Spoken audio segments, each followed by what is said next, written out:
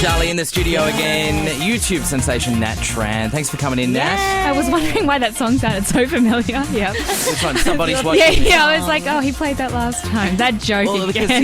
because lots of people watch you. Get it? Whatever, Chris. Hey, I went to a lot of time and effort to make that. Oh, poor thing. So many people have called up for you, Nat. It's unbelievable. Yeah, we're talking about names that, you've had a bad experience with a name and it's kind of stuck in your mind and it kind of scarred you. And Nat has a video all about this phenomena, which you can check out right now at hot30.com. And a lot of calls coming in on 1800 1511 Leanne, you've had, you've been kind of tainted by a name. Well, the name is actually not my name. I have a cousin, and he and I actually have the same last name because, ironically, his mother and my mother married brothers.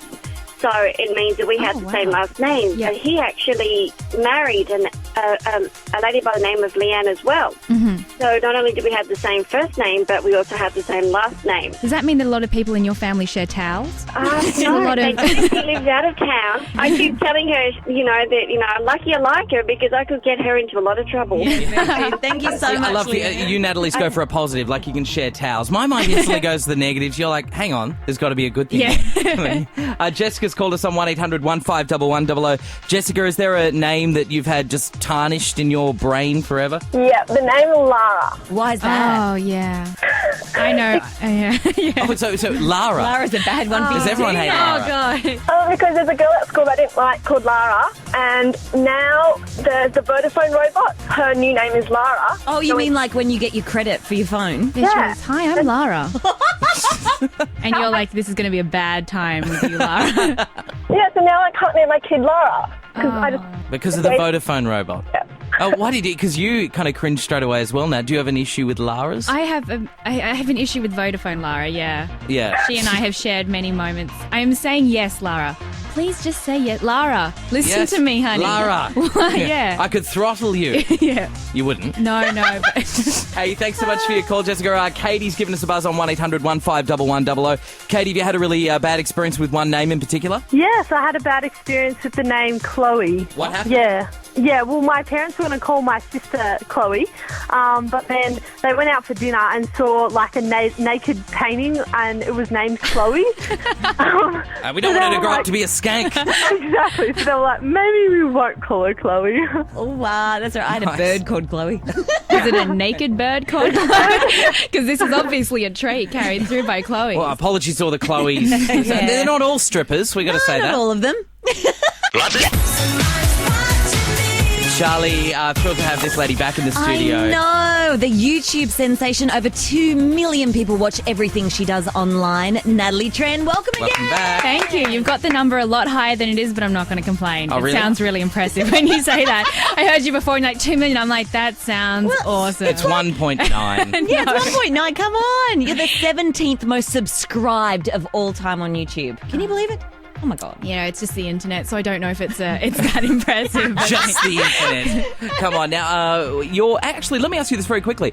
Do you have a view, being so big on the internet and everything, do you have a view on what they're talking about with this internet censorship thing that they're talking about doing? Yeah, I'm against it because I think that if you can't opt out of the filter, then it becomes, it's mandatory censorship. That's a problem. I don't know who does the internet become tailored for, but that's a serious thing. So. Yeah, exactly. And I know you. I can't show my boobs, and that's a big problem. So, Yeah, I know. Because that's a big pool for the 2 million. Then it's only 1 million. Yeah, no, it's. Well, I know because one of your rules with your videos that you make is you never get into politics or religion. Are they the two? That's not a rule. You just haven't. It's not a rule. I'm just a really boring person. No. Okay, you just haven't. Yeah. So what are the videos about? What kind of things are they for people who have never seen them? They're just little, 3-minute skits on everyday kind of stuff. So observational kind of humour. I use the word humour very loosely, but yeah. Now, I believe we're going to put one of your videos about this up on the Hot 30 website tonight. Yeah. What's this one about tonight? Well, this one, actually, Charlie might be able to relate to this more because Chris is a common name.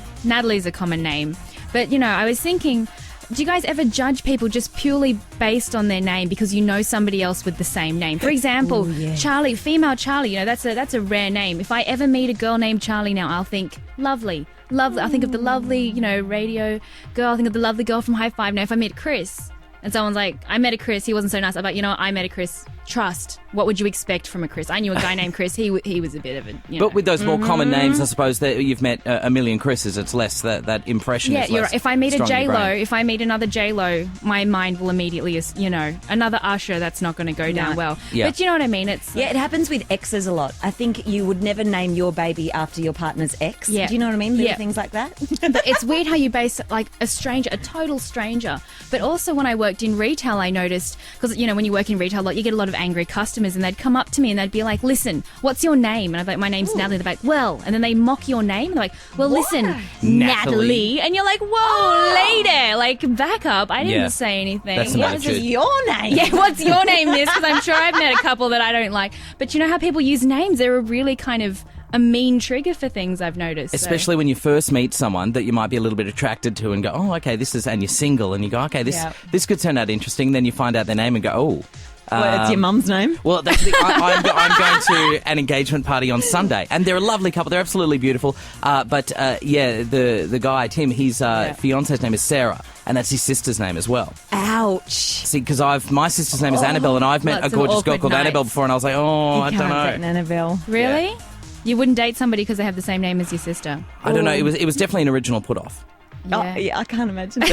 Look, let me say these two are a beautiful couple, and love has obviously prevailed. So I don't want to get uninvited. Engagement party's called off. No, Yeah. I could never date someone like with my dad's name. Or I always think of my dad if I meet another Peter. They're the first people that come into your mind.